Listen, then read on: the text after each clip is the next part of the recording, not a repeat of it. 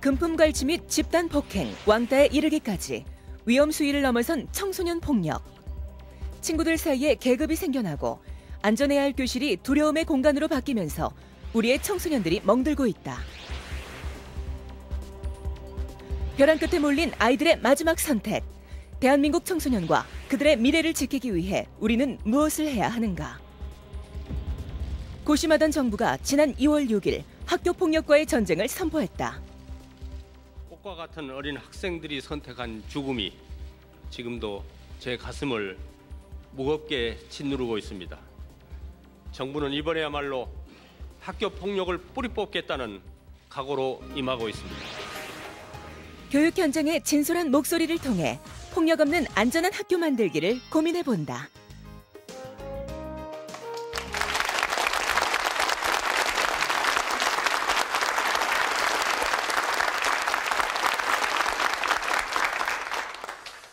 시청자 여러분 반갑습니다. 교육 현장 이야기 함께하는 필통톡의 진행을 맡은 서경석입니다.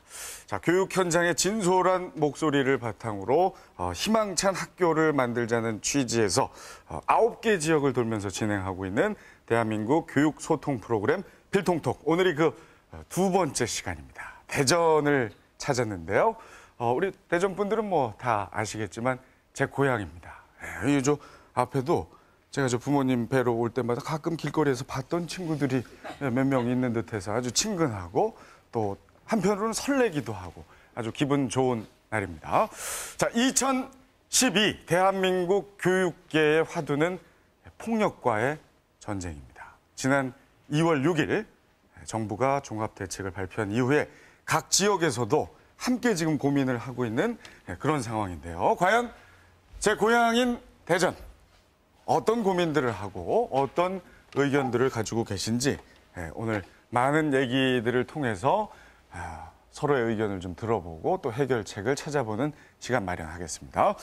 그동안 대책 만드시느라고 정말 바쁘셨을 텐데 대책을 발표한 이후에 더 바빠지셨어요.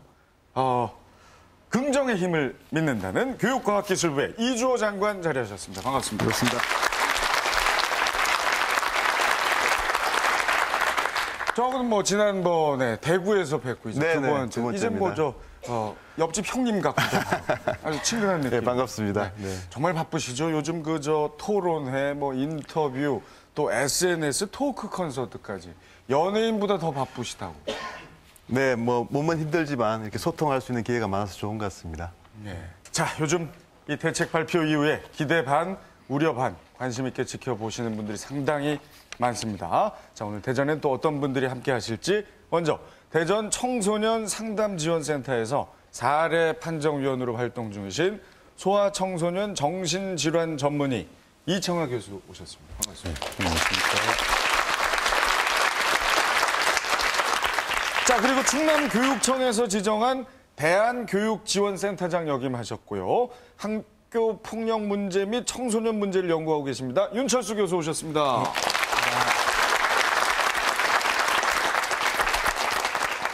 윤 교수님은 영화배우 같으세요? 감사합니다. 아니, 뭘 감사까지.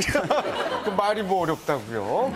자, 그리고 26년 동안 학생들에게 바른 인성을 가르치고 계신 분입니다. 도덕 선생님이시죠. 김숙자님 반갑습니다. 네, 안녕하세요. 자, 그리고 중학교 2학년, 고등학교 1학년에 올라가는 자녀를 두셨습니다. 학부모 대표 이명휘 어머니 반갑습니다. 자, 그리고 누구보다 더 중요한 분들이시죠. 방청석에 대전 지역의 학생, 학부모, 선생님께서 오셨습니다. 어서 오십시오.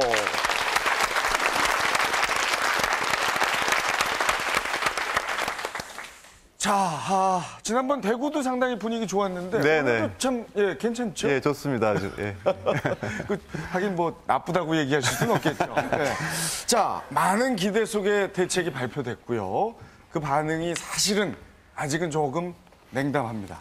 발표 후에 일주일 동안 저희가 인터넷 사이트에서 네티즌을 상대로 조사를 해봤는데요. 기대할 만하다가 19%, 그리고 실효성이 없다가 77%, 기타가 4%. 자, 왜 이런 반응들이 나왔을까요? 네, 그동안 이제 그 학교 폭력 문제가 뭐 어제 오늘 일은 아닌데요. 그 대책이 여러 번 나왔는데도 불구하고 계속 커지지 않았습니까? 그래서 이번에도 이제 총리께서도 뭐 대책 발표할 때 말씀하셨지만 지금부터가 시작이다. 그러니까 좋은 대책을 마련한 것으로는 국민들께서 만족하지 못하시는 거고 그 대책이 잘 실천되는 것이 굉장히 중요한 것 같습니다. 그래서 사실 이제 지금부터 시작이고요. 하나하나 실천하는 모습을 보일 때 국민들께서 믿어주실 거라 생각합니다. 네. 네. 그 과거 때문에 다들 아직은 좀 반응이 냉담하지만 네. 이제 실천되는 모습을 보면 달라질 수 있을 것이다. 예, 학교 폭력 대책이 그만큼 좀 실천이 어려운 정책인 것 같습니다. 네. 이번엔 정말 확고하게 실천하려는 의지가 있으신 거죠? 네, 그렇습니다. 자, 요즘 학교 폭력 점차 저연령화되고 또 양상도 상당히 심각해지고 있습니다. 너무 어린 나이에 이런 일들을 겪으니까 후유증도 크고요. 그렇다 보니까 피해 학생 중에 30%가 극단적인 선택을 고민해 봤다고들 얘기를 합니다. 자, 대체 왜 우리 아이들은 그 지경에 이를 때까지 문제를 얘기를 하지 않는 걸까요? 우리 윤철수 교수님. 네, 얼마 전 그 학생들을 대상으로 한 학교 폭력 실태 조사에서 피해 사실을 말하지 않는 이유로 가장 큰 이유가 이제 일이 커질 것 같아서 또한 이제 이야기를 해도 소용이 없을 것 같아서 보복을 당할 것 같아서라는 응답이 나왔습니다. 서경석 씨는 혹시 이윤석 씨한테 맞았으면 누구에게 그런 얘기를 쉽게 하실 수 있을 것 같으세요? 일단은 그 친구한테 맞을 일도 없지만 예, 맞아도 사실 얘기하기 쉽지 않을 것 같아요. 그러시죠. 예. 이거는 어른들인 저도 물론 마찬가지입니다. 왜 그러냐면 아이들이 좀 약해서 그런 것이 아니라 사회 전반적으로 어른들이 그만큼 아이들에게 안전한 환경이다, 안전한 사회다라고 하는 풍토를 조성해주지 못했기 때문이라고 저는 생각을 하는데요. 이 부분이 개선되려면 피해 학생들 내지는 신고 학생들에게 그들의 심리적 상황을 최우선적으로 고려해서 그들이 말할 수 있는 분위기와 환경을 제공해 주는 것이 가장 중요하다고 생각합니다. 이런 얘기를 하면 사실 어른들은 그러죠. 뭐 그런 것 가지고 그러냐. 그냥 말하면 되지라고 얘기를 하는데 절대 그럴 수 없습니다. 그럼 어느 정도까지 어른들이 해줘야 되냐면 TV 드라마에서 국가기관이 어떤 어른 정보원을 보호하듯이 뭐 타 방송국이긴 하지만 해가 달을 품듯이 정말 그 아이들 한 사람 한 사람의 심리적인 특성을 고려해서 차근차근 침착하게 얘기할 수 있도록 만들어줄 수 있는 안전한 분위기 조성. 이걸 통해서만이 이 아이들이 어른에 대한 사회에 대한 신뢰가 회복된다고 저는 생각을 합니다. 야, 이게 예전 어른들이 얘기하시던 거, 야, 그거 그냥 얘기하면 되지. 이거는 절대 안 되는 발상이군요. 네, 예. 어렵고 힘듭니다. 그래요. 그러니까 아이들이 마음을 보여주기가 쉽지 않다면 부모님이 아이의 마음을 읽어야 되는데 그것도 참 쉽지가 않거든요. 그래서 부모가 발견할 수 있는 학교 폭력 피해 징후 체크리스트가 있다면서요. 예. 네. 물론 부모님들이 주의 깊게 관찰하시면 구태여 이런 체크리스트가 없어도 아실 수 있을 겁니다. 하지만 잘 모르시는 분들도 있어서 제가 한번 소개를 시켜드리려고 하는데요. 예. 첫 번째는 이런 폭력을 당했다든가 피해를 당했을 때 아이들이 그러한 폭력이나 피해 상황을 피하고 싶은 마음, 거기에서 나타나는 행동들이 있습니다. 차트를 보면서 말씀드릴까요? 네. 첫 번째 보시면 아이들이 학교 갈 시간이 되면은 학교를 가는 걸 좀 피하려고 하죠. 그래서 오히려 일부러 늦잠을 자거나 아니면 머리가 아파, 배가 아파 이러면서 학교 가는 걸 피하려고 하는 이런 행동들을 보일 수도 있고요. 덧붙여서 좀 심한 경우에는 학교 근처로 가는 것도 두려워하는 경우도 있습니다. 그래서 가족들이 식사를 하러 가자 이래도 학교 근처에 있는 식당은 안 가려고 하거나 그래서 그런 상황들 자기한테 괴로움을 줬던 상황을 가능한 피하려고 하는 것들이 있죠. 그러니까 이제 원래는 안 그러던 학생이 이런 현상을 보이면 이제 의심을 해봐야 되는 거죠. 그렇죠. 원래는 학교도 잘 다니고 네. 학교 근처 가는 거 좋아하고 재밌어하고 했던 애들이 갑자기 이렇게 되면 여담이 되면 원래 이런 애들이 그러면 어떻게? 그렇죠. 저도 아마 이런 게 좀 있었을지도 모르겠는데 조금 더 심해지면 그 경향성도 좀 더 심해지고 그러지 않은 애들이 그러면 더군다나 더 의심을 해봐야 될 거라고 생각이 듭니다. 또 한 가지는 이러한 괴롭힘을 당함으로 인해서 스트레스를 받아서 생기는 증상들인데요. 불안하고 우울하고 해서 생기는 증상들이죠. 이런 것도 우리가 부모님들이 주의 깊게 관찰하면 발견할 수가 있습니다. 예를 들면은 두 번째 걸 보시면 아이들이 성적이 하락하기 때문에 네. 집중력이 떨어지기 때문에 공부하는 데 좀 어려움이 있어서 성적이 점점점 떨어지게 됩니다. 이런 것도 있을 수 있죠. 또는 조금 더 불안이 심해지고 우울이 심해지면 아이들의 표정에도 변화가 오게 됩니다. 얼굴색이 좀 변하고 침울해지기도 하고 잘 웃던 애가 웃지도 않게 되고 이런 것도 있고요. 그다음에 의욕도 떨어지는 것 같고 기운도 처지는 것 같고 이런 것들이 생길 수가 있습니다.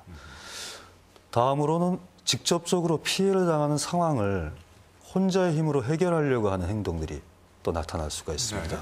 예를 들면 이런 것들이죠. 이거 직접적이네요. 아이들한테 맞고 나서 옷이나 단추가 훼손돼서 왔습니다. 애들한테 물어보면 너 왜 그랬어? 그러면 농구하다가 축구하다가 애들하고 장난치다가 넘어져서 이게 둘러대게 됩니다. 즉 부모님한테 직접 얘기하지 않고 이런 식으로 얘기를 하거나 그렇죠. 그 외에도 또 집중력이 떨어짐으로써 생기는 여러 가지 것들이 있습니다.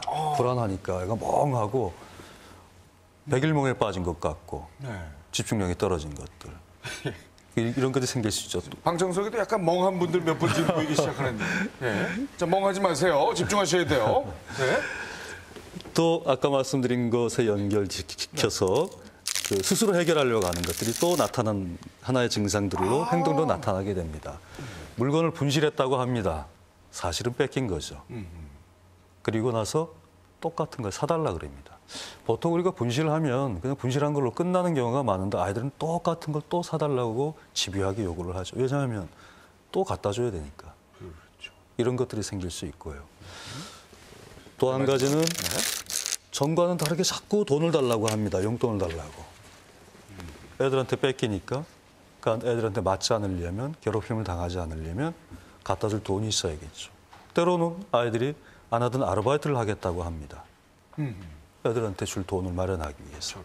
이런 것들이 이제 나타나게 되면 우리 아이가 혹시나 다른 아이들한테 괴롭힘을 당하고 있지 않는가 한 번쯤은 의심해 보시는 것이 필요할 것 같습니다. 이게 좋은 리스트네요. 네, 갑자기 이런 행동들을 보이면 한 번쯤은 관심을 갖고 좀 살펴봐야 된다. 우리 저 학부모 대표로 오신 우리 이명희 어머님, 이런 리스트가 있다는 사실 알고 계셨습니까? 사실 얼마 전에야 알았고요. 그 전에 제 경험으로 언젠가부터 아이의 표정이나 좀 몸을 좀 한 번씩 이렇게 옷 들어서 살펴보게 됐더라고요. 그러니까 요즘 학교 폭력이 워낙 좀 집요하고 좀 힘들다 보니까 부모들도 아이들 보내고 학교에 집에 오기까지 좀 긴장을 좀 합니다. 네. 안 그래도 요즘 좀 신경을 쓰고 계셨었던 차였군요. 예. 아이가 그럼 지금 몇 학년입니까? 지금 중학교 2학년 올라가고요. 하나이는 고등학교 1학년 진학했습니다. 중학교 2학년, 고등학교 1학년. 자, 지금 이런 리스트가 있듯이 만약 아이가 조금 이상한 반응, 행동들을 할 때는 부모님 대처가 상당히 중요하거든요. 만약에 아이가 나 학교 폭력 때문에 엄마 학교 가기 싫어요. 이랬을 때 어떻게 하시겠어요? 사실 좀 아픈 기억이 있습니다. 그때 제 아이가 둘인데 아이의 성향에 따라서 제 반응이 좀 달라지더라고요. 이제 큰아이 같은 경우는 좀 평소 활발하고 그리고 자존심이 강한 아이인데 이렇게 말을 했을 때 저도 같이 좀 억양이나 몸짓이 좀 약간 과장하게 되더라고요. 그러면서 누가 우리 아이를 그랬어? 어디 얼마나 다쳤니? 그리고 많이 아팠겠다 등등 얘기하면서 우리 아이의 억울하고 좀 힘들었던 마음을 좀 달래주면 그 후로 좀 아이가 차분해지면서 좀 뭔가 해결점을 찾으려고 하는 것 같고요. 둘째 아이 같은 경우는 제가 늘 긴장하고 있습니다. 좀 평소 학교 얘기를 잘 안 하고 내성적이군요. 네네 안 하면서 그 피해의식이 좀 있습니다.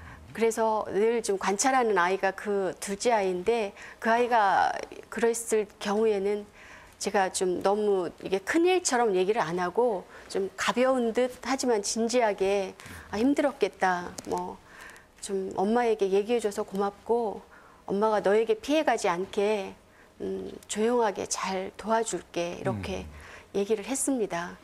예. 두 아이를 지금 기르고 계시는데 하나에는 경험이 있고 네네. 아직 경험은 없지만 만약에 이렇게 나오면 이런 대비를 하겠다. 지금 제가 볼 때는 상당히 좋은 대처 방안 갖고 우리 장관님도 한번 여쭤볼게요. 네네. 제가 그냥 아들입니다. 네. 자, 아버지, 아우, 저 친구들이 괴롭혀서요. 학교 못 가겠어, 어떡해요. 네? 예, 뭐 아까 어머니께서 정답을 말씀하신 것 같은데요. 네. 아니, 전 연기를 했는데 연기를 안 하는데 전만 바보가 돼. 아버지처럼 해주셔요. 다시 한 번. 네. 아버지, 나 아이들이 막 때려서 나 학교 가기 싫어요. 경수가 아, 예. 그냥 편하게 말씀해주세요. 네. 네. 그러니까 뭐 아이를 나무라거나 이렇게 하는 것보다는 좀 이해를 해준다는 입장에서 이야기를 하는 게 좋을 것 같아요. 그래서 얼마나 마음 고생이 많았니, 뭐 또 이야기를 해줘서 참 고맙다 이렇게 하고 좀 차근차근 좀 엄마랑 아빠랑 같이 이야기를 해보자 이렇게 좀 다독여가면서 이렇게 해야지 너무 아이를 윽박지른다거나 그러면 안 좋을 것 같습니다. 네. 자, 우리 이 교수님, 우리 저 학부모 대표 그리고 또 장관께서도 한번 제가 이렇게 여쭤보고 답을 들어봤는데 어때요? 네. 좋은 대처 방안입니까? 아주 우리 학부모님께서 말씀하신 것은 모범 답안에 가까울 정도로 아주 좋은 답이시고 장관님께서는 그보다는 조금 못하지만 그래도 괜찮은 답을 하신 것 같습니다. 한번 우리 이런 아이들이 학교에서 괴롭힘을 당해서 엄마나 아빠한테 얘기할 때 어떻게 하면 좋을까를 우리 같이 한번 볼까요? 공감과 지지가 필요합니다. 아이들이 예를 들어서 아빠, 엄마, 나 학교에서 애들한테 이런 괴롭힘을 당했어 라고 얘기했을 때는 애들은 참 어렵게 얘기를 한 겁니다. 아이들은 부모님한테 그런 얘기를 하기가 쉽지가 않습니다. 내 친구한테 또는 내가 알고 있는 형한테 이런 얘기를 하기는 그래도 좀 편한데 부모님한테 얘기하는 것은 여러 가지 이유 때문에 굉장히 어렵게 얘기를 한 겁니다. 다시 말하면 정말로 코너에 몰려서 더 이상 누구한테도 얘기할 수 없는 상황에서 그런 얘기를 하는 경우가 많죠. 그랬을 때 우리가 부모님이 해주실 수 있는 것은 그 아이의 마음을 이해해주고 그걸 같이 느껴주고 하는 것들입니다. 아이들이 어떤 대책을 원하는 것도 있지만 내 괴로움을 누군가 알아줬으면 좋겠다. 그게 우리 부모님이 됐으면 좋겠다라는 뜻에서 얘기를 하는 거기 때문에 우선은 공감을 해주는 것이 첫 번째입니다. 그리고 또 한 가지는 아이들이 부모님께 말씀드릴 때는 정말 이런 억울하고 분노스러운 상황이기도 하고 나를 지켜주지 못한 부모님한테 또 때로는 화가 날 수도 있지만 또 드는 마음 중에 하나는 죄책감도 듭니다. 이렇게 잘 길러줬는데 이런 꼴을 하고 이런 것을 엄마 아빠한테 얘기하게 되는 그 미안한 마음도 같이 드는 거죠. 그래서 그런 얘기를 할 때는 항상 지지를 해줘야 됩니다. 네가 어떠한 상황이 있든지 엄마 아빠는 너를 믿는다. 너를 사랑한다. 이런 것들을 충분히 표현해 주셔야 합니다. 반대로 얘기하면 아이가 나 피해를 당해서 애들한테 괴롭힘 당해서 맞았을 때 사실 확인 못하는 경우도 있죠. 누구한테 맞았어? 언제부터 그랬어? 몇 달이나 됐어? 또 선생님한테 얘기했어. 마치 이제 공감하는 것보다는 형사가 사건을 취조하듯이 하게 되면 사실은 이건 아이들 더 이상 얘기를 꺼내기가 어렵게 됩니다. 두 번째는 이거는 상당히 가능성이 있습니다. 이런 경우 많죠. 예. 네. 우리 애가 내 소중한 애가 다쳐서 또는 피해 당해서 왔는데 그 마음이 편안할 부모는 세상에 없습니다. 그래서 막 흥분하게 되죠. 누가 우리 애를 그랬어 하면서 막 하게 되면 그러면 아이는 더 이상 또 엄마가 더 화를 내게 되면 얘기를 하기가 좀 어렵습니다. 또 세 번째로는 그러면서 조용하게 사건의 증거 자료를 확보하고 선생님과 일단 상의를 해야 됩니다. 그 과정에서 아이들이 2차적인 피해를 받지 않도록 조용하고 이렇게 처리를 해야 됩니다. 조사하는 과정이 다른 애들한테 알려지면 또 2차적인 피해를 받을 수 있으니까요. 그렇죠. 그거 상당히 중요하네요. 네. 그다음에 이제 나쁜 것은 반대입니다. 사실은 좋은 것을 다 이해를 하셨으면 나쁜 것은 자연스러운 답이 나오는 건데요. 화내면서 애 야단치는 거죠. 너는 그것밖에 못하니? 맨날 어떻게 맞고 들어오니? 이렇게 하면서 네가 평상시에 잘못했으니까 애들이 그런 거야. 이렇게 애를 오히려 책임을 짓는 것들이죠. 그다음에 피해 상황과 사건을 축소해서 자꾸 얘기하는 거죠. 애들이 그랬을 리가 있어. 그 장난친 거 아니니?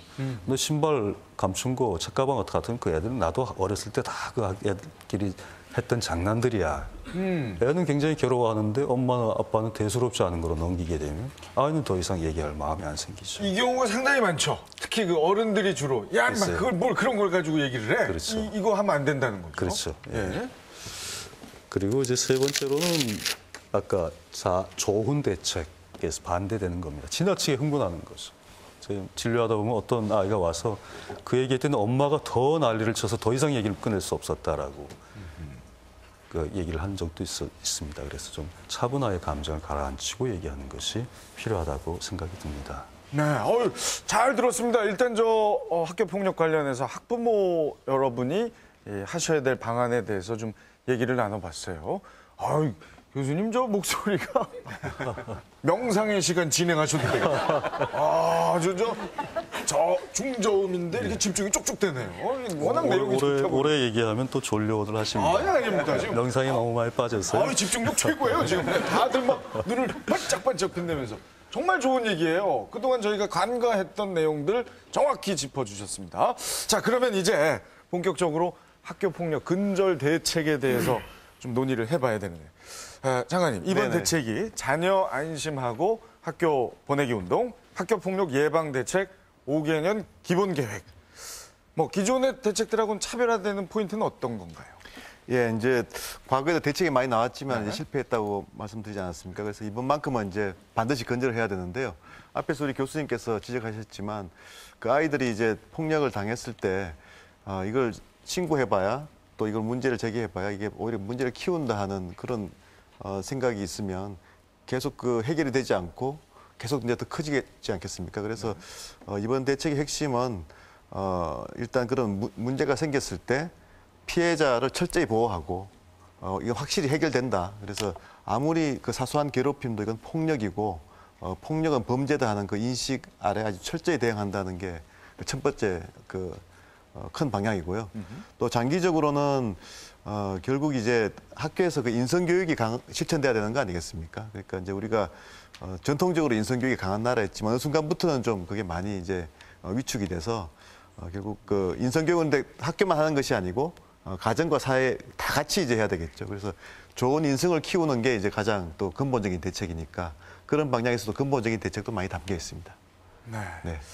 요약을 하자면 피해 신고 그리고 사후 조치 시스템 마련하셨고 네네. 무엇보다 인성 교육에 초점을 맞췄다. 이런 얘기신데요. 자, 그럼 본격적으로 토론에 앞서서 우리 학생들은 이번 대책에 대해서 어떻게 생각하는지 이거 참 소중하거든요. 교육 현장 소통 버스톡 보시고 다시 진행하겠습니다. 교내와 교회를 불문하고 심심찮게 속출하는 학교 폭력에 대해 들어보고자 대전의 한 중학교를 찾아간 제작진. 학생들은 과연 학교 폭력을 어떻게 생각하고 있을까요? 앞서 몇 가지의 설문조사가 진행되었습니다.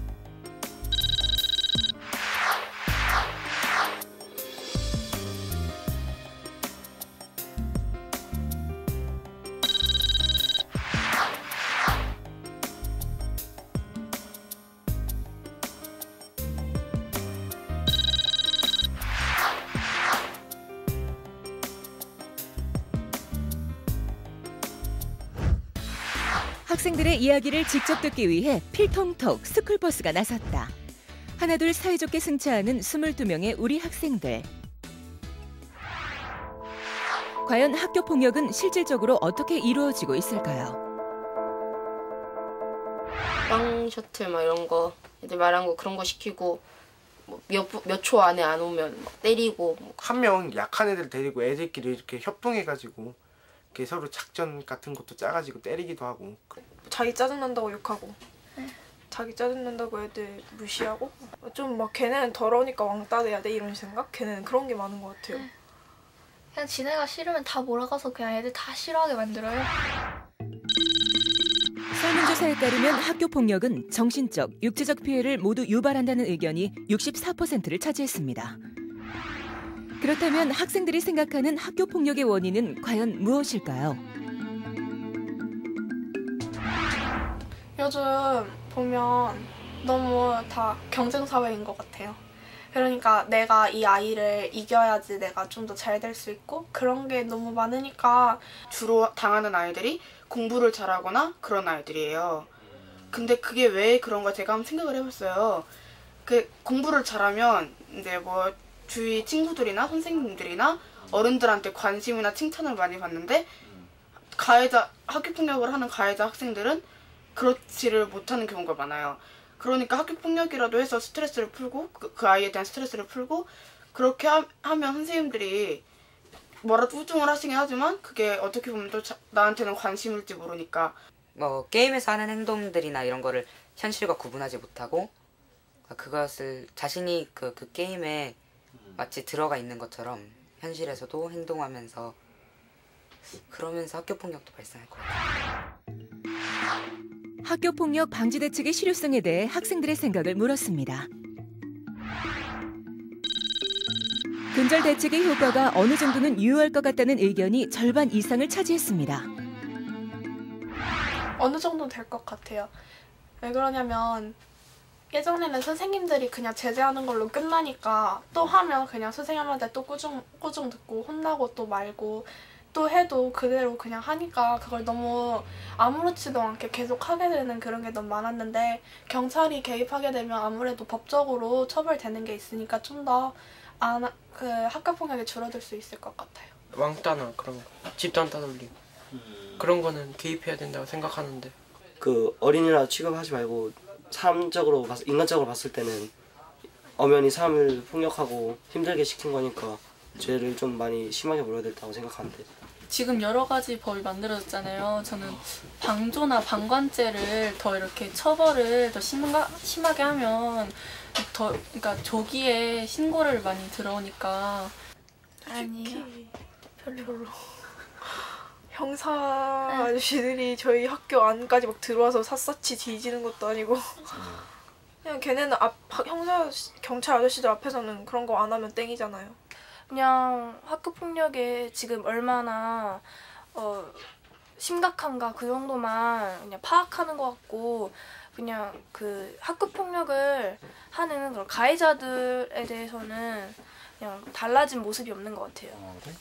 학교에 좀 자유로운 분위기에서 수업하고 그래야 되는 것 같은데 그거보다는 막 이렇게 강제적으로 억압받고 이렇게 뭐 사슬 쳐준 거 막 그런 거 같이 바뀌니까 학교에서 애들이 이렇게 자유롭게 활동도 못할 것 같고 어른들이 학교 폭력에 대해서 무조건 해결을 그냥 빠르게 해결을 하려고만 하지 말고 그런 것에 대한 예방을 더 철저하게 해야 되지 않나 그런 생각이 들어요. 그렇다면 학생들이 생각하는 학교 폭력의 해결 방법은 무엇일까요? 그 일진 썩 폭력 스쿨 있잖아요. 그런 걸 이렇게 설문조사를 통해서 한 다음에 그 학생들을 경찰이나 아니면 특별 선생님을 모셔서 특별 관리하는 게 좋을 것 같아요. 찾아가지고 일진을 대화로 일단 먼저 푸는 게 나을 것 같고 무작정 혼내는 것보다도 천천히 풀어나가고 인성교육? 그런 게 우선인 것 같아요. 그냥 처벌하면 걔네들도 집단엔 화나는 일이고 자기네들은 솔직히 별거 한 거 없다 생각할 텐데 그렇게 하면 솔직히 기분 나빠서 보복하고 싶을 것 같은데. 담임 선생님하고 만나는 시간이요. 우선 아침에 10분, 종리할 때 그게 단데요. 그러니까 처음 보는 상담원이랑 상담원한테 지금 자기가 학교 폭력을 당하고 있으니까 조금만 도와달라 이렇게 말하긴 어렵잖아요. 그러니까 조금 더 이렇게 좀 교감 같은 거? 상담 선생님의 수를 늘리고 그 상담 교육이 활성화될 수 있도록 할 것 같아요. 솔직히 그 아이들이 처음부터 나쁜 아이들은 아니잖아요. 그게 다 자기가 처음부터 태어나서부터 그런 게 아니라 가정에서 학교에서 그런 환경들이 그런 요인들이 작용을 하는 거잖아요. 그래서 좀 그런 것들 개선하고 부모님들이 좀 관심을 많이 가져줬으면 좋겠어요. 폭력 없는 학교에서 우리 아이들이 행복하게 웃을 수 있는 그날까지 모두의 노력은 계속될 것입니다. 우리 모두 강합시다. 네, 잘 봤습니다. 정말 저 중학교 1, 2학년 학생들이 만나 의심이 갈 정도로 다들 관이 뚜렷하고 얘기들 참 잘하네요. 저런 학생들 야 인매 뭔 이러면 안 된다는 거죠. 이제는 저렇게 다 형성돼 있는데 제 같은 경우는 이제 개인적으로 이번 종합대책 발표에 가장 눈에 띄었던 게 117이라는 그 신고 번호. 그 이제 하나로 이제 통합했습니다. 하신 거죠. 예전엔 좀 헷갈렸었는데. 네, 그리고 이제 경찰이 운영하게 됩니다. 그거는. 아, 경찰이. 그 2011년에 하루 0.8건이었던 신고 건수가 최근에 이제 20건으로 늘고 있는 추세다. 그래요. 이거 좀 잘 자리 잡혔으면 좋겠고요. 자, 이제부터 논의할 내용이 바로 아까 학생들도 많이 얘기를 했었는데 가해자 처벌 강화 부분이 되겠습니다. 요 옆에 보시면 아마 여러분 반가우실 거예요. 기억나시죠? 오늘 스튜디오에 입장하시기 전에 저희가 설문조사를 해봤어요. 강제 전학, 출석 정지 등의 처벌 강화 부분에 대해서 어떻게 생각하시냐 여쭤봐서 미리 의견을 들어봤는데 이 결과 보십시오. 이쪽은 못 붙이게 했나요? 어떻게 이렇게 대부분이 오늘 함께 하신 분들은 찬성을 하셨고 반대도 몇 분 계십니다. 특히 선생님들, 빨간색이 이제 선생님들이신데 교사분들이 많이 반대를 하셨고 학생 중에도 반대한 학생이 있고 학부모는 하나도 없는 게 특이해요. 부모님 입장에서는 전부 다 찬성하셨습니다. 중간에 이렇게 하신 분은 아직 잘 모르겠다. 네. 대전에 이런 분들이 많이 계세요. 예, 아유, 이거 난 몰라. 이거 뭐 어떻게 되겠지. 뭐 이런 분들이 계시는데. 아무튼 여러분의 소중한 의견입니다. 우리 이명희 어머니. 네. 이거 투표하셨어요? 예, 했습니다. 여쭤봐도 될까요? 어느 쪽에 하셨는지? 저는 찬성 쪽에. 예. 얘기를 좀 들어보겠습니다. 왜냐하면 지금 물론 사소한 괴롭힘도 범죄라는 어떤 인식을 통해서 학교 폭력을 근절하려는 그런 의지는 정말 좋다고 생각합니다. 하지만 아까 어떤 학생이 얘기를 했듯이 학교 안에 어찌 보면 성역이라 할 수 있는 학교 안에 경찰들이 왔다 드나들고 그를 통해서 우리 청소년들이 어떤 만들어져가는 과정에 있는 우리 청소년들이 하나의 뭐 잠재적인 범죄자로 왠지 취급당하는 것 같아서 학부모 입장에서는 당연히 좀 불쾌한 마음이 좀 큽니다. 하지만 좀 더 얘기해도 되나요? 제가 아무 얘기도 안 했잖아요. 예. 얘기하시면 되죠. 하지만 만약에 이런 가해자에 대한 처벌 강화는 해야 된다고 생각을 하고요. 하지만 그 학생들도 학생이라는 점 그리고 만들어져가는 과정에 있다는 점 그걸 좀 기억해 주셔서 혹시 처벌이 좀 수위가 높다 하더라도 학업이 중단되지 않도록 지원 프로그램이 좀 조성이 되었으면 좋겠고요. 연계해서 어떤 직업 훈련 프로그램까지 이어질 수 있다면 이 학생들이 좀 사회로 진출할 수 있는 어떤 교두보, 어떤 징검다리의 역할이 되지 않을까. 그것까지 사후 대책으로 좀 생각해 주셨으면 좋겠습니다. 네. 뭐 피해자든 가해자든 다 우리의 아이들이니까 그걸 또 놓쳐서는 안 되겠다. 우리 선생님 입장에서는 어떠세요? 네, 피해자 생각하면 당연히 이렇게 해야지 하면서도요. 또 일선에서는 뭐 폭탄 떠넘기기 아니냐 그렇게 하지 말아야 된다는 그런 얘기도 나오고요. 또 그런 학생을 전학 보낸다고 해서 또 그 아이가 얼마나 달라질까? 또 전학을 가서 그래 나는 이미 이제 나는 이렇게 해서 학교 폭력으로 전학 보내니까 이제 더 함부로 하는 일이 있지 않을까라는 생각이 듭니다. 그래서 또 저는 이제 교사 입장에서 피해자도 가해 학생도 모두가 저희가 껴안아야 될 아이들이거든요. 이제 피해 학생을 생각하면 마음이 편치는 않지만 근데 이제 학생들이 참 별것 아니게 생각하는 것을 그러니까 왜 그랬니 했을 때 그 가해 학생한테 물어보면 그냥 선생님 장난인데요. 그냥 한 번 해봤는데요. 이렇게 얘기해요. 그냥 한 번 장난삼아 그런 것들이 행동으로 표현됐을 때 범죄가 된다는 것을 아이들한테 인식시켜줄 필요가 있다는 생각이 듭니다. 네, 참 선생님 입장에서도 좀 애매하죠. 입장을 밝히시기가. 자, 우리 교수님. 가해자 처벌 강화. 현장에서 정말 많은 피해 학생들을 만나 오셨지 않습니까? 예, 그런 경험을 미루어 볼 때 이번 정책 어떻습니까? 예, 기본적인 방향은 찬성을 하고 있습니다. 많은 그 고심을 통해서 결정을 하신 것 같고요. 하지만 저희가 이제 진료 현장에서 보게 되거나 또는 여러 가지 연구를 통해서 보면 가해 학생 역시 피해 학생 못지않은 정서적 어려움 또는 정신적 질환을 앓고 있는 경우가 많습니다. 여러 연구를 통해서 공통적으로 나타나는 것은 가해 학생도 피해 학생만큼이나 불안이나 우울을 경험하고 있고 성장할 때 좀 불우한 환경에서 강압적인 부모 밑에서 따뜻한 정을 못 받고 성장하는 경우가 많습니다. 더군다나 가해자인 동시에 피해자가 되는 경우도 상당히 비율이 높습니다. 그래서 뭐 도발적 피해자 뭐 이렇게도 표현을 하는데요. 이런 아이들인 경우에는 오히려 피해자보다도 가해자임에도 불구하고 우울 증상도 더 많고 또 자살 사고도 더 높습니다. 거꾸로 얘기하면 우리가 가해자에 대한 대책이 이렇게 처벌하는 쪽에서만 쓰지 않고 예방하는 것, 재활하는 것이 꼭 필요하다고 하는데 다행히 이번 대책에는 그런 것들이 다 포함이 되어 있습니다.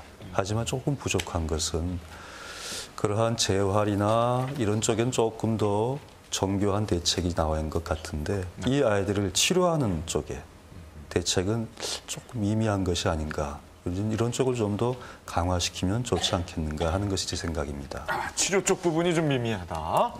자, 우리 윤 교수님. 이 참 쉽지 않은 문제예요. 예, 격리를 시켜야 되겠는데 또 가해 학생들을 보호는 해야 되고. 좋은 대안 없을까요?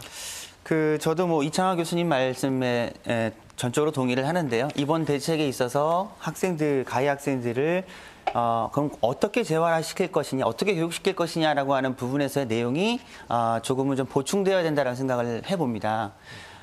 또 우리 학생들이 아까 의견을 내놓은 것도 봐도 실은 저렇게 가해자 처벌 강화가 찬성 쪽에 많은 이유는 단 한두 번 가해한 친구들에게 있어서 저렇게 이제 격리를 해야 된다 이렇게 생각하는 친구들은 아마 없을 겁니다. 그렇죠. 어쩔 수 없이 이렇게 될 수밖에 없었던 친구들이 있다면 그들의 존재도 위로받아야 될 존재고 그들의 역시 학교 폭력과 관련된 이유도 들어주고 나름대로 존재 자체에 대해서 자기를 생각해보고 가족을 생각해볼 수 있는 그런 프로그램이 있었으면 좋겠다. 이게 전제가 되어야 격리의 의미가 있는 거다 생각하고요. 또 다른 한 가지 둘째는요. 프로그램을 딱 갔다 왔어요. 갔다 오고 나면 일선 학교에서 모든 선생님들이 하시는 얘기가 이거라고 그러더라고요. 가해 학생들이. 너 갔다 오니까 얼마나 많이 변했어. 갔다 오니 이 정도야? 그러니까 이 말 한마디 한마디가 가해 학생들에게 있어서는 뭔가 좀 자기 자신을 찾고 뭔가 새롭게 시작하려고 했는데 더 나오는 말이 너는 왜 하나도 안 변했어. 그러니까 이 말 자체가 굉장히 큰 상처가 됐다. 그래서 저는 그 가해 학생들이 어차피 전학을 갈 때라도 학교에 돌아올 때 웰컴 프로그램 매뉴얼을 만들었으면 좋겠다. 그래서 친구들이 도와줘야 될 부분, 선생님이 도와줘야 될 부분, 또한 교감 선생님과 교장 선생님이 함께 도와줘야 될 부분들을 역시 마찬가지 부모님이 도와줘야 될 부분들을 세세하게 차근차근 잘 써내서 그들이 서로 협동으로 그들을 도와줄 수 있는 이 노력을 할 때만이 격리의 의미와 또한 재활의 의미가 있지 그냥 무턱대고 갔다 왔는데 아무것도 안 변했어. 이것은 또 다른 가해자로 내모는 거다. 이 두 가지가 고려가 될 때에 이번 정책이 좀 의미가 있지 않나 생각합니다. 네, 알겠습니다. 야, 이게 뭐 거의 공통적이에요. 예, 부모님, 선생님, 그리고 또 학계 전문가 모두가 기본적으로 찬성하지만 재교육, 그리고 또 치유, 이 부분이 좀 걱정이 된다. 장관님, 어떻게 대책이 있는 거죠? 예, 그럼요. 그래서 뭐 학생들도 좋은 말씀 많이 하셨고 또 토론자분들도 충분히 공감이 가고요. 이제 폭력 문제에 대해서는 일단 피해자 관점에서 생각하는 게 굉장히 중요할 것 같습니다. 그래서 피해자한테는 정말 엄청난 정말 정신적인 피해부터 시작해서 이제 충격이니까요.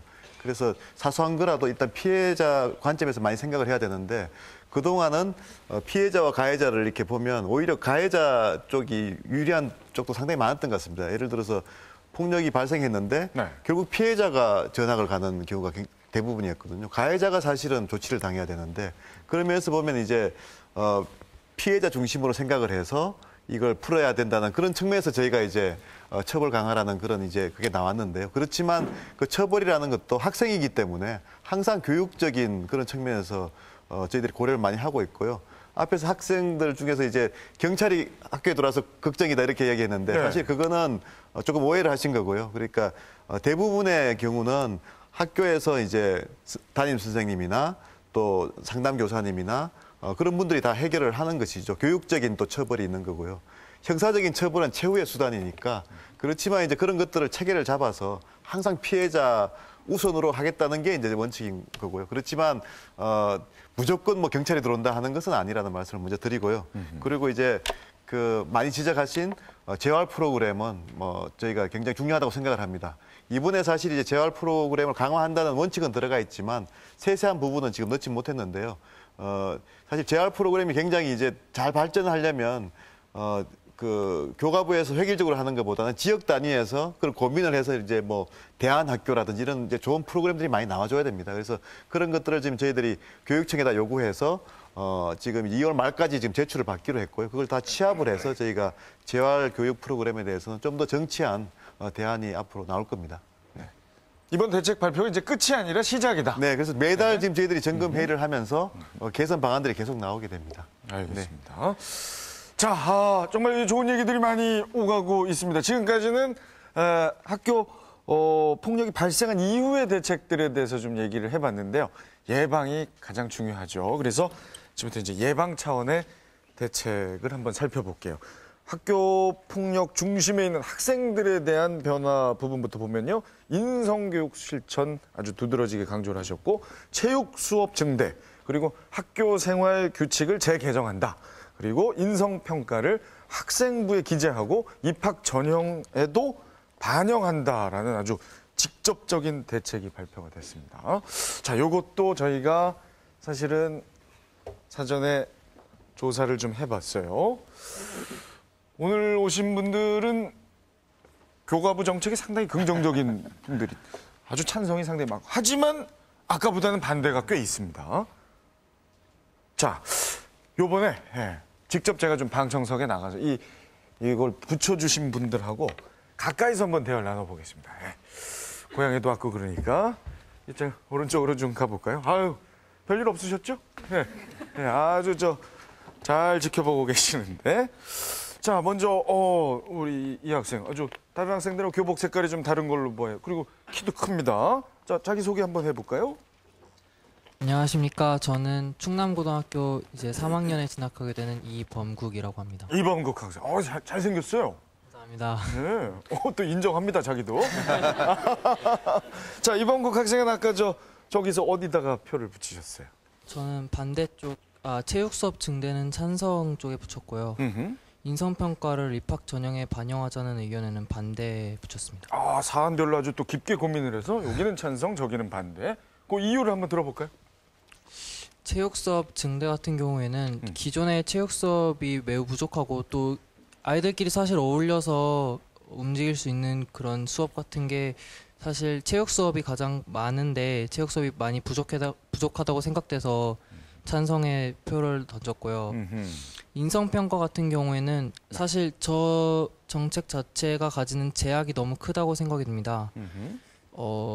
이 고등학교 입장에서는 이제 당장 입시 결과가 학교 이미지를 굉장히 많이 좌우를 하게 되는데 공부를 잘하는 학생이나 아니면 특정 이런 학생들에 대해서 이런 사안들이 공정하게 평가되기가 힘들다는 생각이 들고요. 또 이런 부분들이 또 오히려 이렇게 비리 쪽으로 흘러갈 수 있는 그런 근거 사안을 만들어주지 않나라는 생각을 하게 되었습니다. 우리 이범국 학생 아주 공부 잘합니까? 네. 이것도 인정했어요. 네. 모든 걸 인정하는 지금 좋은 의견입니다. 체육 수업은 찬성하지만 인성교육을 입학 전형에 반영하는 건 조금 더 고민해봐야 되지 않느냐. 그리고 비리로까지 이어질 가능성이 있다라는 아주 자극적인 얘기까지 해줬습니다. 반가웠어요. 내가 이 친구한테 질문할 줄 어떻게 알고 일로. 그래, 준 김에 한번 우리 학생에게 한번 자기 소개 한번 해볼까요? 네. 저는 대전 글꽃중학교 지금 1학년 2반의 서영찬입니다. 서영찬 학생입니다. 자, 어떻게 붙였습니까? 둘 다 찬성에 붙였습니다. 둘 다 찬성. 우리 중학생의 의견도 한번 들어볼게요. 체육 수업 같은 경우는 요즘은 수업이나 공부하는데 필요한 게 체력이라고 생각해서 체력 키우는 데는 체육 활동이 좀 늘어나야 된다고 생각을. 체력을 키우는 데는 체육이 최고다. 그래가지고 근데 요즘은 이렇게 학교에서 체육 활동보다는 집에서 그러니까 수업이나 공부를 좀 더 중요시하는 것 같다 생각해서 그렇게 해가지고 제 생각에는 그 체육을 좀 더 오래 많이 하는 게 체력을 늘려서 책상에 앉아 있는 시간을 늘리는데 더 도움이 될 거라고 생각하고 단순히 체육 수업으로 끝나는 것이 아니라 그것이 다른 과목을 더 열심히 할 수 있는 원천을 만들어준다. 네. 좋습니다. 지금 이거 하나 물어봅시다. 현재 체육 시간이 일주일에 몇 시간이에요? 한 3시간 정도. 일주일 내내 딱 3시간? 네. 부족하네요. 자, 그리고 인성교육 얘기도 한번 해볼게요. 인성교육은 다른 인성과 좀 좋은 인성과 다른 인성이 만나서 좋은 인성이 나빠질 경우가 훨씬 더 많다고 생각하고요. 잠깐 뭐라고요? 좋은 인성이가 나쁜 인성이를 아니요, 네. 좋은 인성을 가진 학생과 나쁜 인성이 있는 학생이 만났을 경우에는 나쁜 인성을 가진 애가 좋은 인성을 가진 애를 닮아질 경우보다는 좋은 인성을 가진 애가 나쁜 인성을 따라할 애가 나쁜 인성을 가진 애를 따라할 경우가 더 많다고 생각해서 좀 나눌 필요가 있다고 생각합니다. 그렇죠. 자꾸 인성이 조인성으로 들려요. 조인성. 네. 그러니까 인성이 좀 뛰어난 학생과 약간 좀 미흡한 학생이 함께 있다 보면 좋은 학생마저도 나빠질 가능성이 있으니까 그런 부분 이렇게 좀 교육을 강화하고. 네. 자, 그래요. 아주 길게 얘기를 잘 들었는데 어디서 많이 본 것 같아요. 네. 저 알아요? 설날에 안 오셔서. 그렇죠. 예. 사실 이 친구가 제 조카입니다. 네, 저희 친형의 아들이에요. 네, 반가웠어요. 네. 네. 자, 이 참 항상 집에서만 이렇게 보던 조카가 많이 컸네요. 이 참 보통 떨리는 게 아닐 텐데 아주 얘기를 또박또박 잘 했습니다. 그 좋은 인성이 나쁜 인성, 그것만 조금 좀 정리가 됐더라면 아주 좋았을 텐데 저도 참 이 코 흘릴 때 아주 그 어린 친구로만 생각하고 있어요. 지금도. 근데 아니네요. 그러니까 이 어른들의 인식이 바뀌어야 됩니다. 깜짝 놀랐어요. 자, 우리 장관님, 방청석에 학생들의 아주 생생한 이야기를 들으셨는데. 예, 학생들이 참 말도 잘하고요. 정말 똑똑하네요, 정말. 체육 수업을 증가시키는 거는 지금 선진국에서도 지금 많이 그쪽으로 가는 것 같습니다. 그러니까 아이들이 특히 중학생 때는 에너지가 막 넘치는데 그걸 이제 해소할 때가 있어야 되지 않습니까? 그리고 또 체육 교육이 아이들이랑 같이 어울려서 이렇게 하는 또 굉장히 또 상대방과 공감하는 역량을 키우는 굉장히 좋은 또 수업이기 때문에 체육 수업을 좀 더 증가시키는 거는 학생들도 많이 좋아하는 것 같고요. 네. 저희가 지금 좀 급하지만 저희가 당장 이번 학기부터 좀 수업을 많이 늘리려고 합니다. 그래서 그렇게 가고요.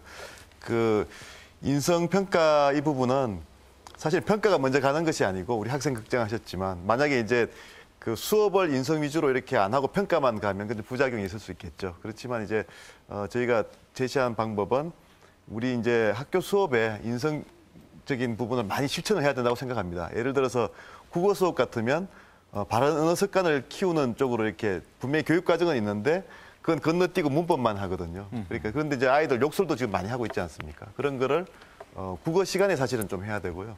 또 학교 폭력 문제에 대해서도 도덕이나 사회 시간에 프로젝트형으로 이렇게 같이 프로젝트를 해서 어떻게 하면 반내에서 이렇게 학급에서 폭력을 줄일 건지 같이 고민해서 대안을 만들어 보고 이런 이제 참여하는 그런 인성 수업을 할 수가 있거든요. 그래서 그런 것들을 좀 이번에 대책에 많이 넣었고요. 그런 것들을 얼마나 잘하는지는 충분히 평가할 수 있다고 생각을 합니다. 그래서 이제 그런 이제 구체적인 그런 이 인성에 관한 교육을 실천을 하면서 그 부분을 평가를 해주고 그게 입시에 반영이 된다면 우리 학생이 걱정하는 그런 비리 문제 같은 거는 또 많이 예방이 될 수 있다고 생각합니다. 네. 자, 일단 현장에 계신 분께 한번 여쭤보겠습니다. 우리 장관님께서도 지금 확실하게 지금 대책을 마련하고 있다라고 얘기를 하셨는데 체육 시간 확대가 이제 3월부터 시작이 된다고 저 알고 있거든요. 어떻게 이걸 막 그런 걸 바꾸고 뭘 줄여야 되지 않아요? 학교에서 바쁘지 않으세요? 예, 지금 지난 2월 17일 날 이제 교과부에서 내려온 걸 가지고 대전광역시 교육청에서 회의를 했고요. 지금 학교는 지금 완전히 굉장히 혼란스럽습니다. 그래서 물론 저도 아이들의 인성교육 강화와 체육시간 확대는 굉장히 중요하다는 생각이 듭니다. 그런데 이 갑작스러운 교육과정의 변화로 인해서 학교 스포츠클럽을 지금 이제 장관님께서 증대시킨다고 하셨잖아요. 네. 그래서 저희는 이제 강사 수급이라든지 갑자기 지금 그 주 5일제 수업이 이제 전면 실시되잖아요. 금년부터. 그래서 7교시가 가뜩이나 하루 정도가 더 느는데 이 학교 스포츠 클럽 때문에 또 1시간이 또 늘게 돼 있어요. 그래서 그 이제 이렇게 수업이 자꾸 확대되고 이런 교육 과정들이 갑자기 너무 갑작스럽게 진행된다는 면에서는 학교에서는 좀 혼란이 심합니다. 약간 좀 혼란이 있고 한 번 더 얘기를 들어보고 좀 답변을 부탁드릴게요. 자, 우리 이 교수님, 학계에서는 이 체육과 학교 폭력의 연관성 어떻게 보고 계세요? 예, 그 체육, 즉 운동을 하게 되면 폭력성이, 공격성이 줄어들 것이다. 이러한 어떤 가정 때문에 이제 시작한 것이라고 생각이 듭니다. 사실은 이러한 것들이 정상인한테도 효과가 있다는 것은 아직 입증이 되지는 않았습니다. 물론 우울증 있는 환자들한테는 효과가 있다는 것이 입증이 됐고요. 그래서 사실 이렇게 운동 시간을 많이 늘리는 것 저는 찬성합니다. 어느 학생이 아까 조카가 얘기했듯이 네.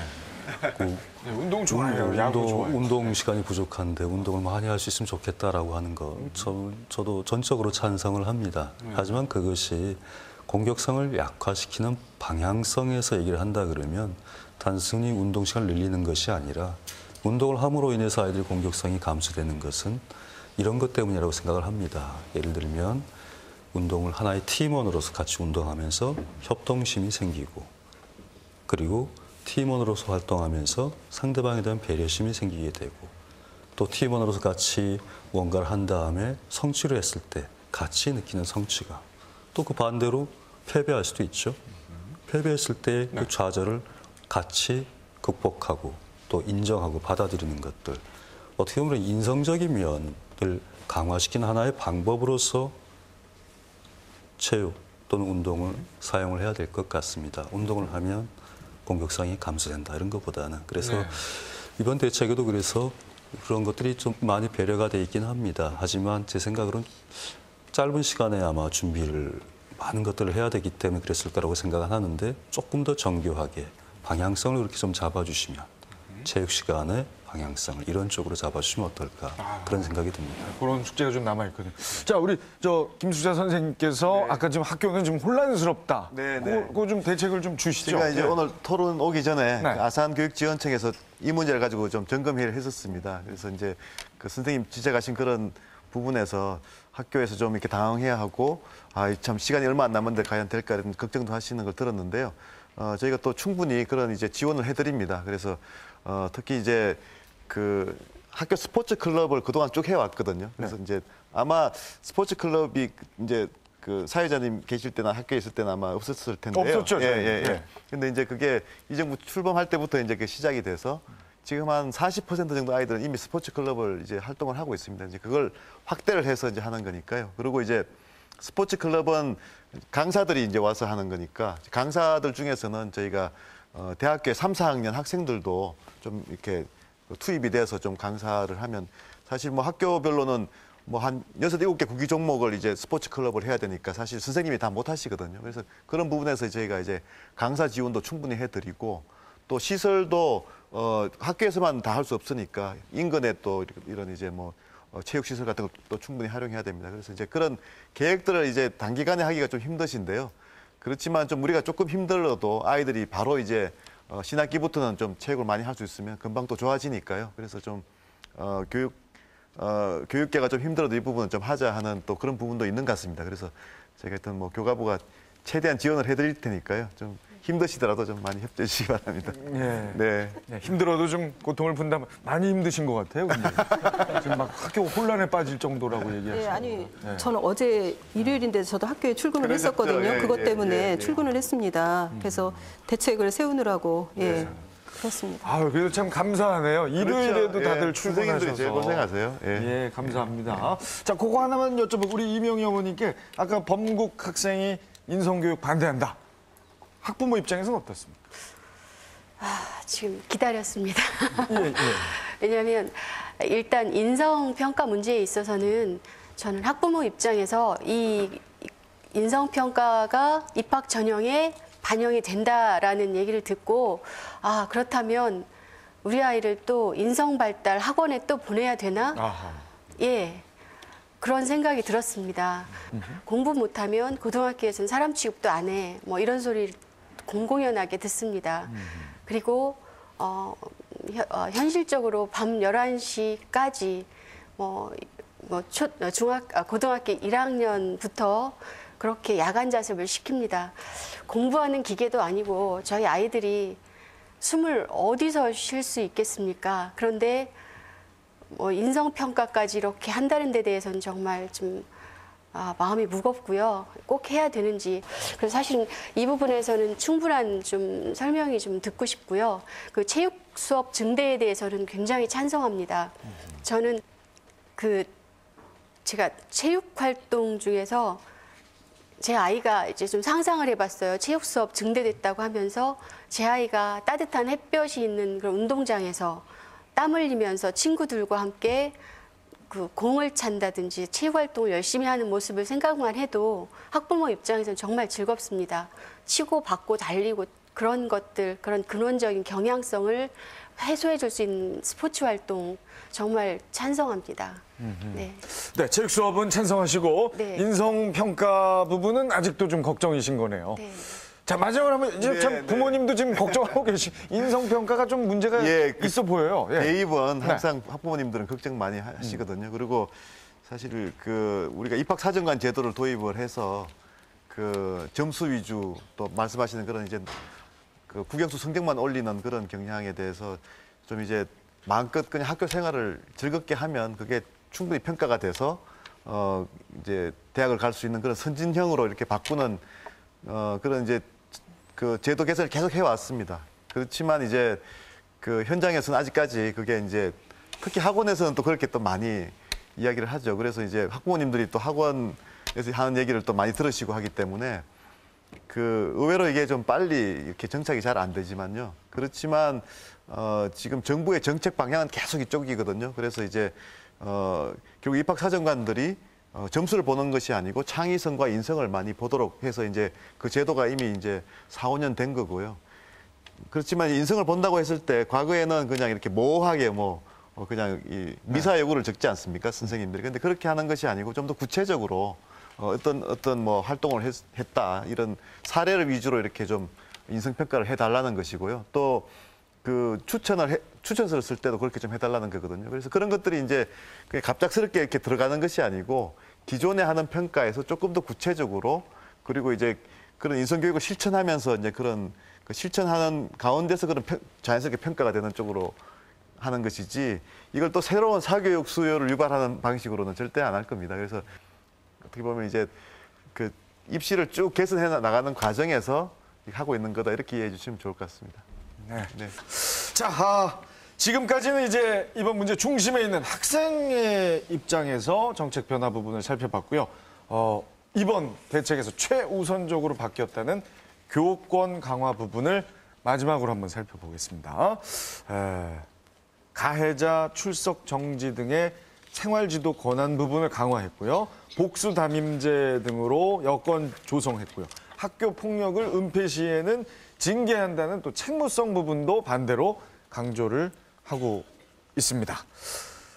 자, 그중에서 가장 많이 논의되는 게 이제 복수 담임제인데 제일 예민하실 수밖에 없는 우리 현장에 계신 선생님께 한번 여쭤볼게요. 어떠세요, 김숙자 선생님? 예. 네. 10여 년 전에 한번 사실상 이게 시행했던 정책이었거든요. 근데 별로 효과 없이 사라졌어요.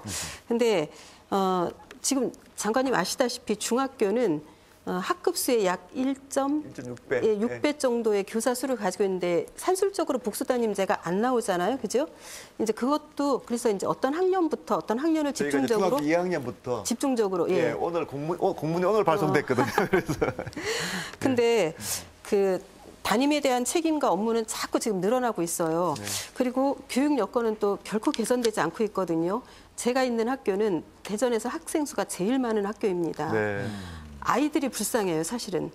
그런 속에서 진짜 그 복수담임제가 이제 2학년에 만약에 실시가 돼서 이제 담임은 주로 이제 학력이라든지 일반적인 생활 지도를 관리를 하고 이제 복수담임은 그런 위기 학생들을 집중적으로 네. 관리해 준다면 네. 효과는 있을 것 같습니다. 네, 그리고 장관님 2학년이라고 하신 거는 굉장히 잘 체크하신 것 같아요. 네, 네, 네. 가장 힘든 아이들이 2학년 맞습니다. 학생들이거든요. 예, 예. 지금 칭찬해 주시는 거예요?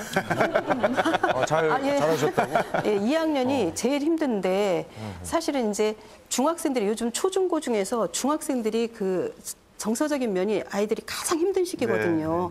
예.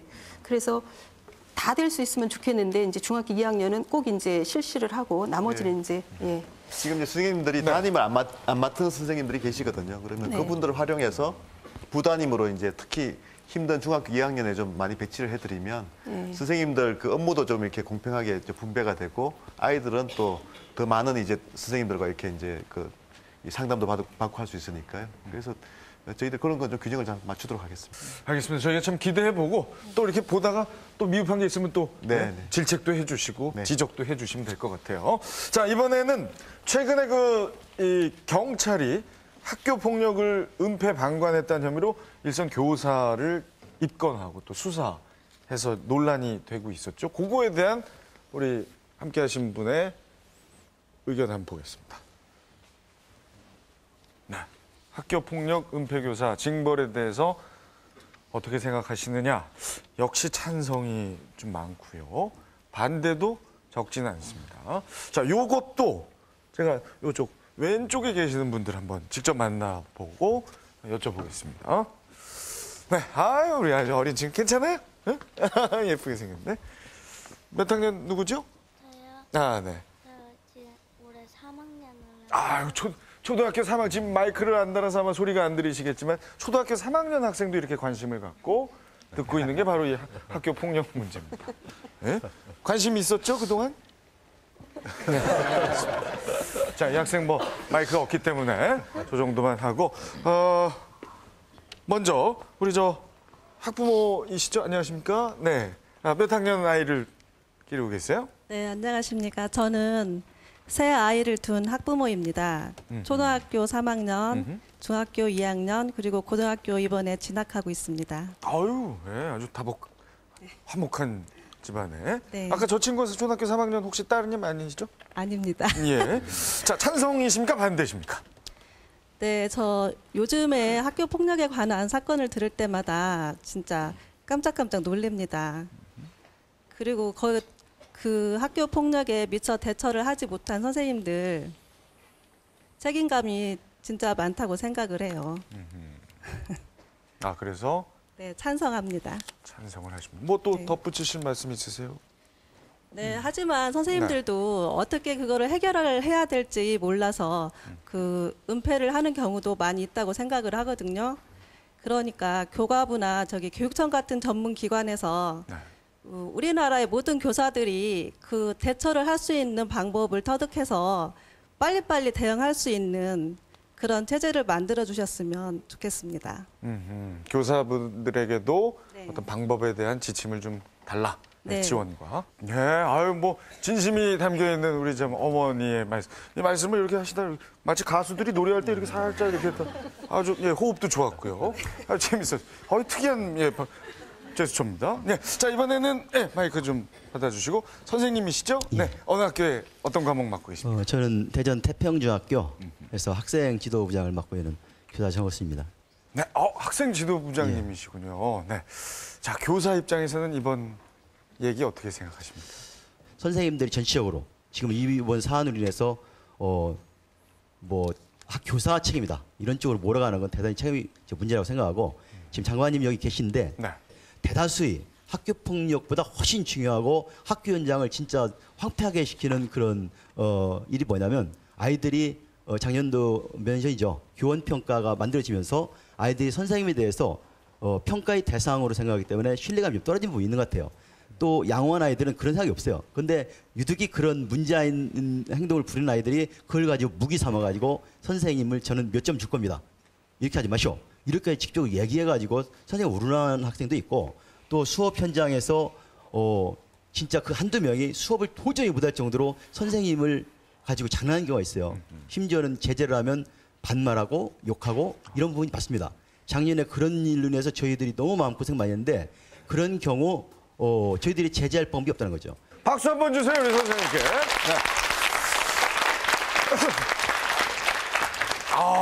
정말 대한민국의 어떤 분보다도 이 문제에 대해서 고민 많이 하셨고 또 현장에서의 경험까지 있으시기 때문에 지금까지 2012 학교폭력 근절 종합대책에 관해서 논의를 해봤는데 우리 시청자 여러분 궁금증이 조금이라도 풀리셨는지 모르겠어요. 다양한 의견들을 좀 받기 위해서 최근 교육과부에서 SNS를 통해서 학교폭력 대책 관련한 의견과 질문을 받고 있거든요. 간단하게 오늘 몇 가지를 저희가 좀 정리해 가지고 왔습니다. 직접 우리 장관께서 자리하셨으니까 이 자리에서 여쭤볼까요? 네, 우리 교수님이 조금 도와주십시오. 자, 첫 번째 질문입니다. 신성철 님이 학교폭력 근절 1박 2일 캠프를 진행하면 어떨까요? 상당히 괜찮아 보이거든요. 어디론가 좀 가서 시골 이런 공기 좋은 곳에서 좀 하면 어떠십니까? 예, 저희가 이제 학교 폭력을 위한 다양한 프로그램도 있으니까요. 사실 이제 오늘 주로 이야기한 거는 이제 법제라든지 제도를 이야기했는데 그 안에 이제 넣을 프로그램들은 상당히 다양할 수 있습니다. 그래서 저런 이제 1박 2일 캠프 같은 거는 그 가해자에 대한 재활 프로그램이나 아니면 또 학부모와 그 학생이 같이 하는 프로그램에도 적용할 수 있을 것 같고요. 좋은 아이디어 같습니다. 그렇죠. 네. 마침 공교롭게도 지금 1박 2일 원이 끝났어요. 네, 그 중간을 이 1박 2일 캠프가 메꿈되겠네요. 네. 자, 다음 가겠습니다. 두 번째 질문. 이윤성 님이 학교 밖에서 벌어지는 학교 폭력에 대한 대책도 마련해 주십시오. 학교 밖의 폭력. 예. 이게 이제 과거에는 그 학교 밖에서 이런 이제 소위 교육과학기술부의 그 역할이 아니고 여성가족부, 그러니까 청소년이기 때문에 청소년을 담당하는 여성가족부의 역할로 해서 협력이 잘 이루어지지 않았는데요. 이제 앞으로는 학교 밖이든 학교 안이든 범정부 부처적으로 이제 대응을 하는 것이니까요. 충분히 이제 앞으로 대응이 잘 될 것이다 이렇게 말씀드릴 수 있겠습니다. 그러시군요. 네. 자, 이제 마지막입니다. 세 번째 질문. JH님이 학교 밖으로 내몰리게 될 가해 학생들의 학업을 위해서는 어떤 노력을 하신가요? 이것도 참 중요한 질문이거든요. 예. 네. 그 앞에서도 이제 많이 지적을 하셨습니다만 이제 그 재활 교육 기관들을 좀 많이 좀 다양하게 하자는 거 아니겠습니까? 그래서 대안학교라든지 또 그 방송통신중학교라든지 이런 이제 다양한 이제 그 제도화를 통해 가지고 이 가해 학생들이지만 최대한 좀 이 공교육 체제 내에서 좀 잡아둬서 계속 학업을 할 수 있도록 그렇게 하려고 합니다. 알겠습니다. 네. 자, 정말 이렇게 두 번째지만 역시 오늘도 시간이 아쉽습니다. 네. 하지만 저희가 충분한 이야기를 아닙니다만 많은 깊은 이야기를 나눴다고 생각을 하고요. 자, 정말 많은 의견들 주신 분들께 저희가 선물을 좀 드릴게요. 오늘 우리 이주호 장관께서 직접 이 학교 폭력 대안과 관련한 것들 중에서 한 분 뽑아서 선물까지 주시겠다고 합니다. 자, 많은 분들이 아주 좋은 의견을 또 이곳에 쪽지에 적어주셨는데 한 분을 좀 뽑아주실까요? 네. 읽어주시겠습니까? 제가 하나요? 예. 마이크 있으신데 직접 그럴까? 예. 해주시죠. 저도 좀 입이 아파서요. 예.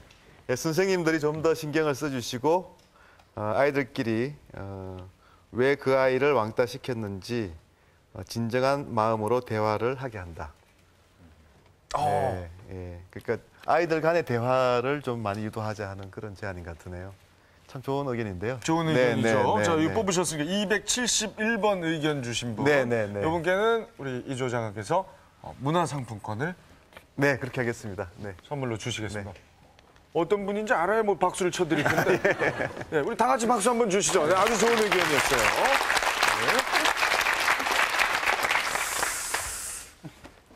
자, 참 많은 분들 함께해 주셔서 정말 감사드리고 마지막으로 정리 얘기를 좀 부탁드리겠습니다. 우리 이주호 장관. 네, 오늘 아주 좋은 말씀들 참 많이 들었고요. 또 많은 공감대가 좀 형성이 된 것 같습니다. 그래서 하여튼 이번은 반드시 학교 폭력을 근절한다는 각오로 저희들이 임하고 있고요. 오늘 많은 얘기가 나왔습니다만 학교 또 가정 사회가 다 함께 이 문제를 풀기 위해서 머리를 맞대야 될 것 같고요. 우리 교육과기술부부터 먼저 좀 최대한 노력해서 반드시 학교 폭력은 이번을 계기로 해서 근절하도록 하겠습니다. 감사합니다. 아, 수고하셨습니다.